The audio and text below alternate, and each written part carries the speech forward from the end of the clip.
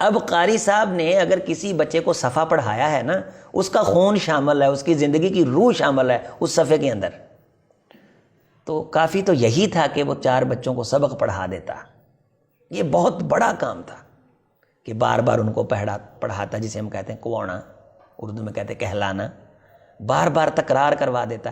لیکن اس کے باوجود ہم نے اس پہ ذمہ داری ڈالی ہوئی سبقی کی بھی، کہ جو پیچھے سے سبق ہو رہے ہیں نا بطور سبقی، ان کو بھی آپ نے سننا ہے، وہ ساتھ ملا۔ اس کے ساتھ ہم نے اس پہ اضافی ذمہ داری ڈلی ہوئی ہے، آپ نے منزلیں بھی سننی ہیں،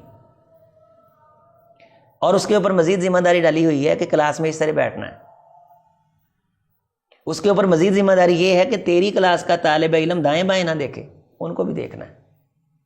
اس کے اوپر مزید ذمہ داری ڈالی ہوئی ہے کہ اگر کسی بچے کی لفظی غلطی آ گئی، وہ تو کبیرہ گناہ ہے، ہم بھی اسے سمجھتے ہیں، اور اگر اس کی اعرابی غلطی کے ساتھ ساتھ لحن خفی کی غلطی آتی ہے تو وہ بھی ناقابل برداشت ہے، اس نے کان اس طرف بھی رکھنا ہے۔ اور اوپر سے میں نے بچے اس کو 25 دیے ہوئے ہیں، یہ کم از کم ہے۔ اللہ، زیادہ سے زیادہ تو مجھے یہ بھی ایک ادارے کے بارے بتایا گیا کہ وہاں کے قاری صاحب ہیں، ایک استاد ہیں، اور ان کے پاس 100 بچہ ہے، 100 بچہ ہے۔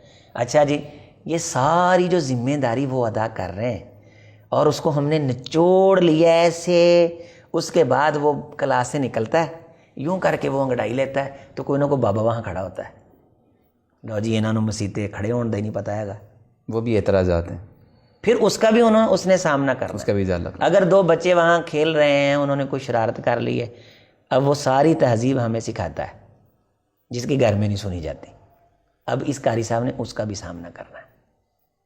پیچھے اس کے بچے ہیں، وہ تو چلو پتہ نہیں ہیں کہ نہیں ہیں، پتہ نہیں یہ بیچارہ انسان بھی ہے کہ نہیں، ہمارے معاشرے کا یہ المیہ ہے نا، کو پیچھے اس کے معاملہ وہ بھی اس نے دیکھنے کہ نہیں دیکھنے۔ فون آ گیا، والدہ کا آ گیا، بہن کا آ گیا، بیٹے کا آ گیا، فون کیوں سنیں؟ بالکل اجازت نہیں ہے ہمارے اس معاشرے میں اس چیز کی۔ دے کیا رہے ہیں بھائی؟ سونے کی چڑیا دیتے ہو ہر مہینے؟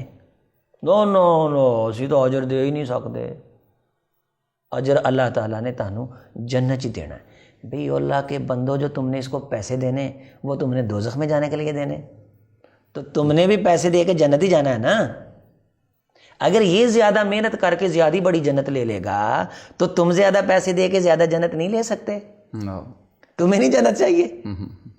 اگر اس نے اللہ کی رضا کے لیے قرآن پڑھانا ہے تو تم نے اس کی خدمت نواز شریف کو راضی کرنے کے لیے کرنی ہے۔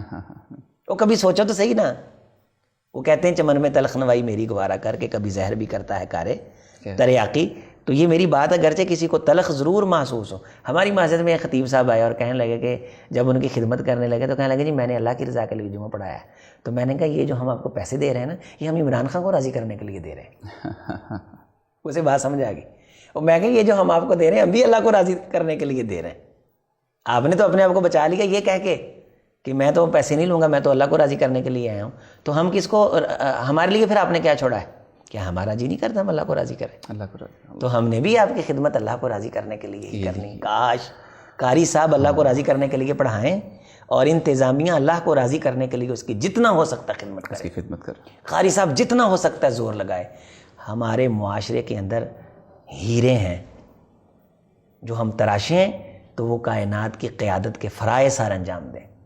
ہمارے ان شعبوں سے نکلنے والے بچے قرآن مجید سے جو بیزار ہوتے ہیں نا، اس کی استاذ کی روح کا ان پہ اثر پڑتا ہے۔ قاری صاحب یہ میری بات نوٹ فرما لیں، سامعین و ناظرین بھی نوٹ کر لیں۔ اگر قاری صاحب کلاچ بیٹھے ہیں مجبوری سمجھ کے، اگرچہ نہیں بھی بتاتے، رسول رحمت علیہ الصلوۃ والسلام جب معراج پہ گئے، آپ کو شہد پیش کیا گیا، آپ کو شراب بھی پیش کی گئی، دودھ بھی پیش کیا گیا، آپ علیہ الصلوۃ والسلام نے دودھ کا پیالہ لیا اور پی لیا۔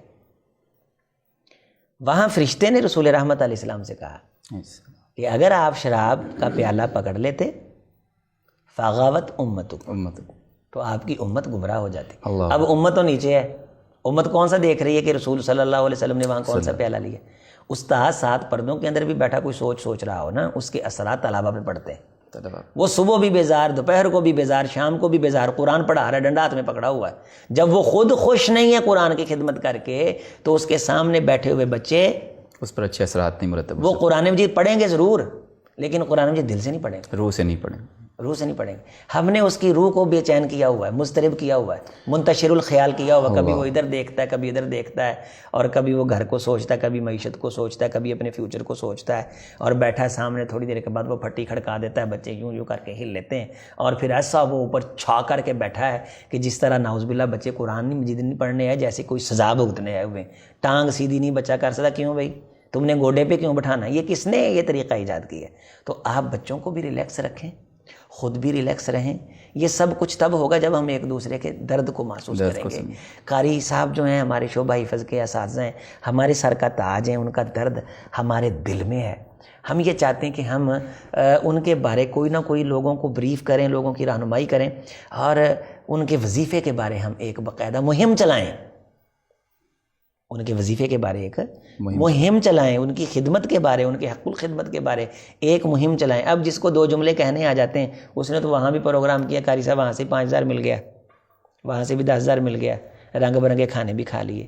یہ بیچارہ صبح سے لے کے شام تک بیٹھا ہوا ہے, اور خالصتاً قرآن کی خدمت کے لیے بیٹھا ہوا. اگر اس کے بارے نہیں نا سوچیں گے, تو جب یہ بیزار ہو جائے گا, تو اصل ہماری بنیاد اور راس جو ہے وہ شعبہ حفظ ہے.